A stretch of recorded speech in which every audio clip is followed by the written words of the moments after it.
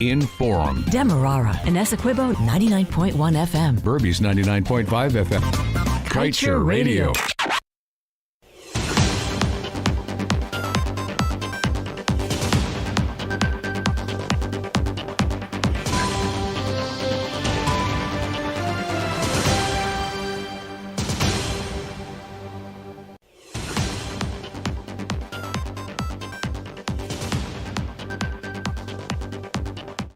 12 hours 7 in Guyana. Good day to you. I'm Kevin Smith with your news at noon on Kaieteur Radio. The Ministry of Natural Resources, in a statement to the media yesterday, defended the government's position as it regards to the auditing of ExxonMobil's expenses, as it attacked the Kaieteur News for what it deemed as misrepresentation of facts. The statement comes in wake of incessant calls from citizens and other activists for updates on the issue. But instead of addressing the matter at hand, the ministry devoted huge chunks of the press release attacking Kaieteur News and its publisher Glenn Lal. Though the government statement spoke about the audit of ExxonMobil's $7.3 billion expenses, it failed to address the critical subject of reviewing Exxon's third project before the stipulated time frame in the PSA elapses. Notably, the contract with Exxon allows for expenses to be audited within 2 years. After this time expires, Guyana can no longer make claims on any inflated bills that may be caught during the audit process. Meanwhile, Mr. Lal offered that the ministry should channel its energies on addressing the Payara and Yellowtail audits and other critical areas rather than hurling abuse at the press. In 2022, Guyana borrowed approximately $335 million from the Inter-American Development Bank. This was revealed in the bank's annual report 2022 financial statements. As required by the bylaws of the IDB, the Board of Executive Directors is required to submit the report. The annual report consists of a printed volume entitled The Year in Review, containing a review of the bank's operations in 2022. These are loans, guarantees, and grants. According to the summary of loan approval by the country, Guyana borrowed $335 million from the IDB last year. It was stated that the aforementioned sum falls under a sovereign guarantee. Stated in the report is Guyana's credit rating with the bank, which is a B-. And United Kingdom firm Bayface Limited has once again been selected by the government of Guyana to review the field development plans for ExxonMobil's $12.5 billion Uaru project.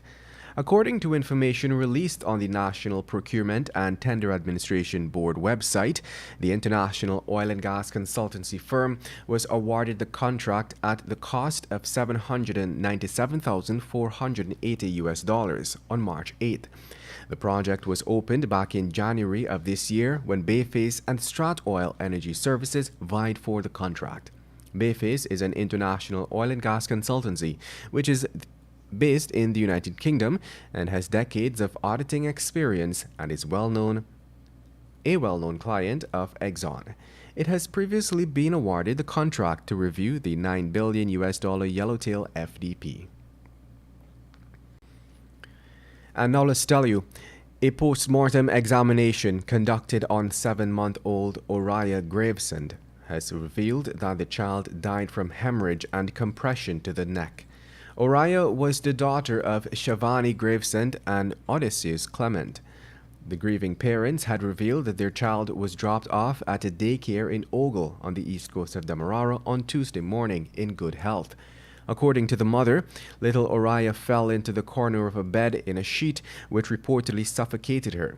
She noted that she was deprived of entry to the daycare when she wanted to see how and where her child really fell, adding that a woman there said there is no need for her to enter since childcare conducts inspections. The grieving mother said her daughter had gone home with a swollen head prior to her death. The grieving mother is demanding justice for the death of her child. And the Ministry of Public Works would soon be rehabilitating the Paruma airstrip located in Region 7 to the tune of $397.5 million. The ministry had estimated that the works on the airstrip would cost approximately $324 million. Paruma airstrip, as well as Matthews Ridge airstrip located in Region 1, the ministry had tendered for. According to NPTAB, on March 14th, it awarded a contract to International Import and Supplies to execute the works. When this project was opened last month, International Import and Supplies was among 8 contractors vying for the project. It's now 12 hours 12 in Guyana, and you're listening to Kaieteur Radio. We'll return shortly after the break.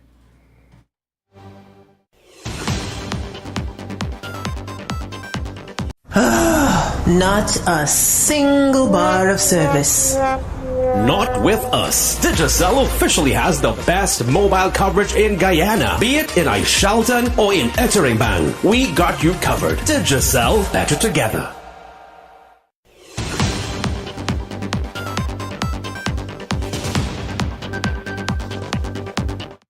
Welcome back to your news at noon.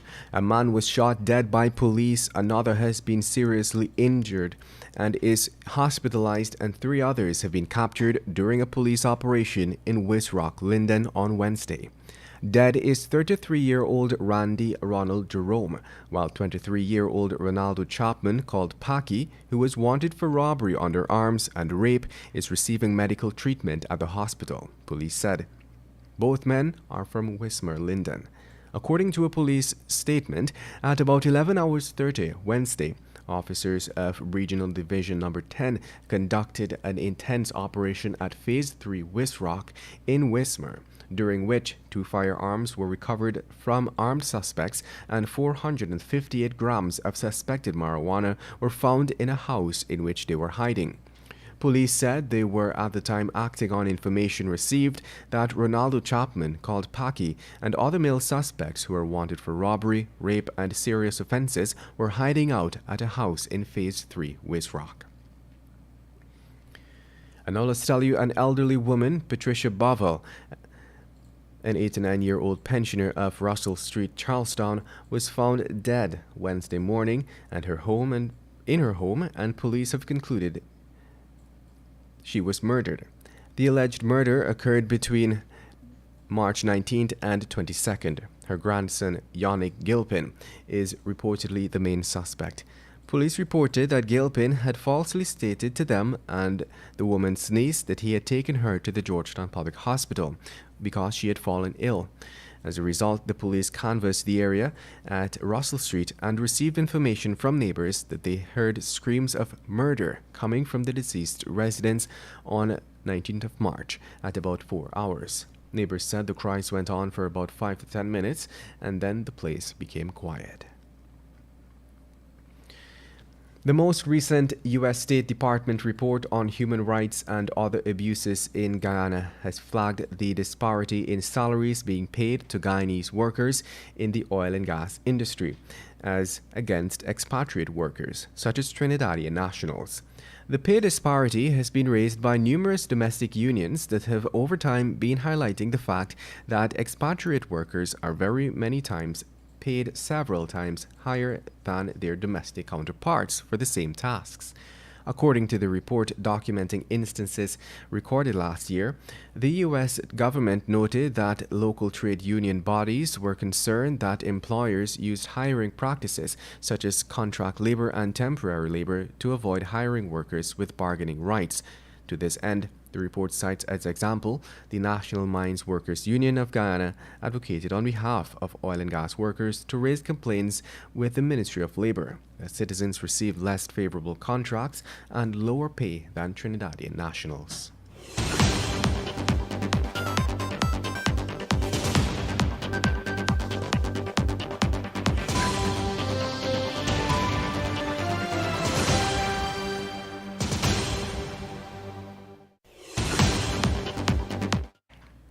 Security threats posed to shipping and port facilities came into focus when the Shipping Association of Guyana, in collaboration with MATPAL Marine Institute, hosted a one-day port facility and shipping security awareness training program for members of the SAG last Tuesday at the Institute's training center in Lamaha Gardens, Georgetown. The program was declared open by Dwayne Nurse, Chief Port Security Officer of the Maritime Administration Department. According to a press release from SAG, MARAD is the designated local authority for the International Ship and Port Facility Security Code. The ISPS code provides a framework through which ships and port facilities can cooperate to detect and deter acts that pose a threat to maritime security.